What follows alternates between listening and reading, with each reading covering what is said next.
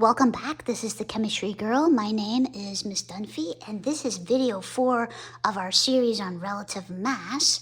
In our previous couple videos, we've been talking about pasta and the relative prices of different types of pasta. And so this is the video that we're going to start to relate that pasta to the masses on the periodic table. In this case, you can see like 22.99, 6.94. These are relative masses. So how did chemists come up with these relative masses?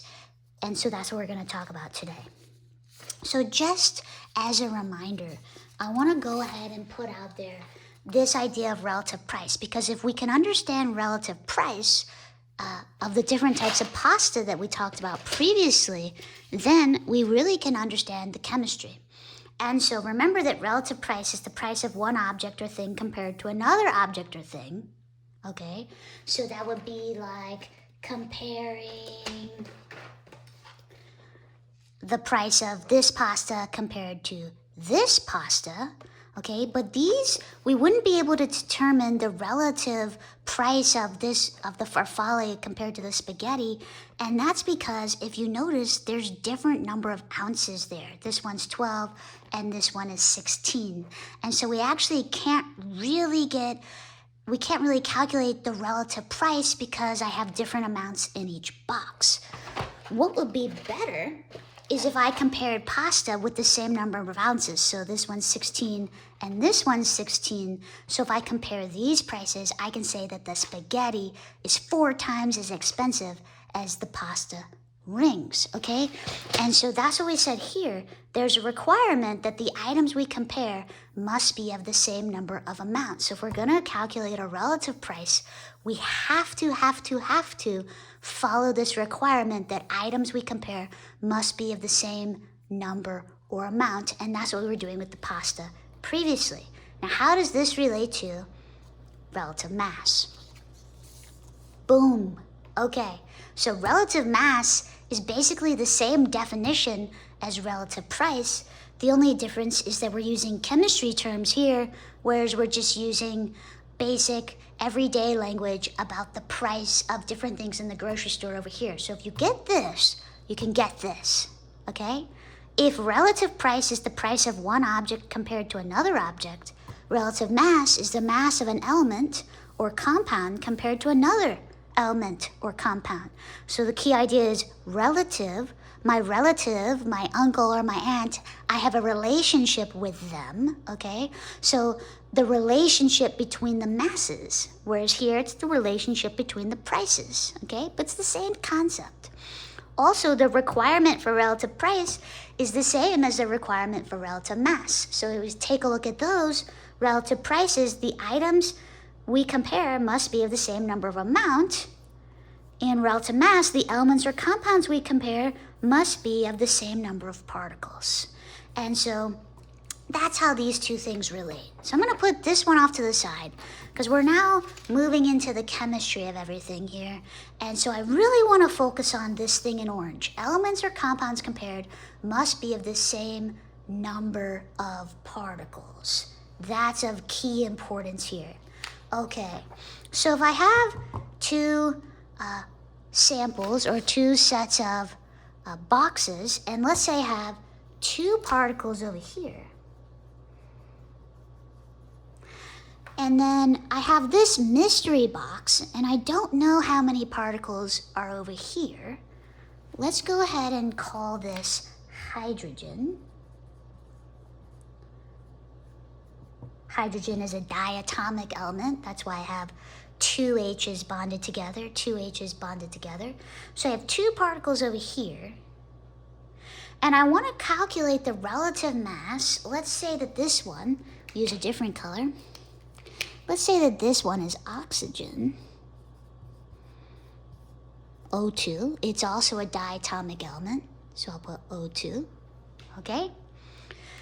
In order to find the relative masses of hydrogen and oxygen and compare them to each other, I have to make sure that they have the same number of particles. That's what this is saying. The elements compared must have the same number of particles. So the question is, how do I get the same number of particles of oxygen as in this sample of hydrogen. So here I have 2 particles.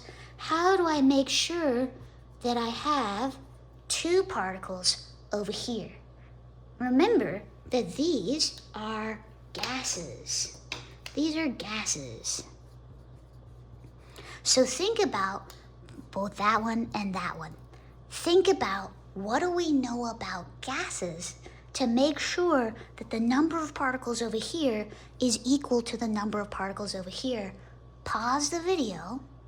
Think about what has to be the same in this box as compared to this box, besides the fact that they have the same number of particles, to keep this number of particles the same.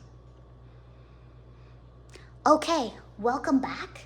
So we learned previously about a hypothesis that helps us maintain the same number of particles of hydrogen as oxygen. And so that was Avogadro's hypothesis. So just to remind you, Avogadro's hypothesis: gases at equal temperatures, pressures, and volumes have the same number of particles. So let's just think about how that helps us in this scenario. So let's say that the pressure of the hydrogen box is 1 atmosphere, and the temperature is 0 degrees Celsius, and the volume is 22.4 liters. I chose those numbers for a reason. We'll get back to why I chose those numbers later, but let's just roll with that for now. So what Avogadro's hypothesis is saying is that the pressures need to be equal, and the temperatures need to be equal, and the volumes need to be equal. And if my pressures and my temperatures and my volumes are equal for each box, then I'll have the same number of particles. So I'll have, in this situation, 2 oxygen particles. Now, why does that actually make sense? Okay, and it has to do with the collisions of the particles with the container. So remember that these particles are moving and they're colliding with the container, right? So they're moving and they're colliding with the container. Now, if the temperature and the volume is constant,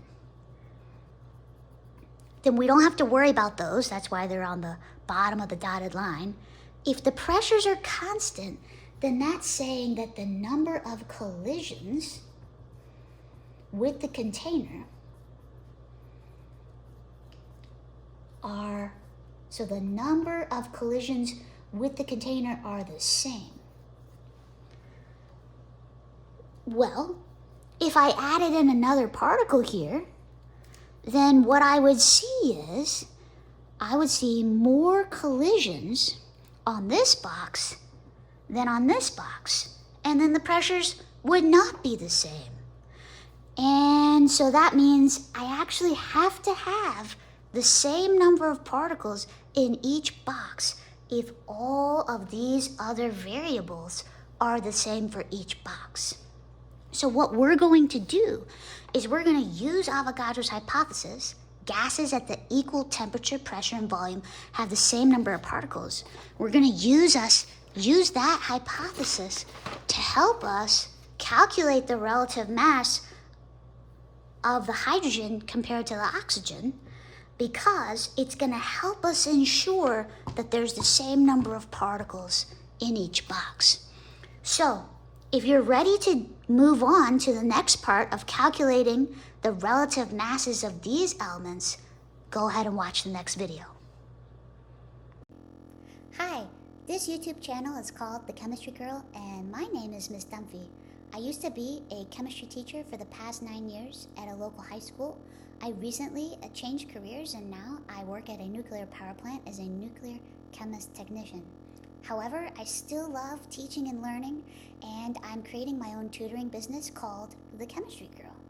And so if these videos have helped you and you're looking for a physics or chemistry tutor, at the either high school or at the college level, please get in contact with me.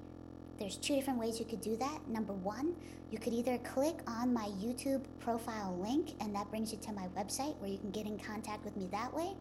Or you could email me at thechemistrygirl1@gmail.com. I really hope these videos have helped you. Please like and subscribe. Have a great day.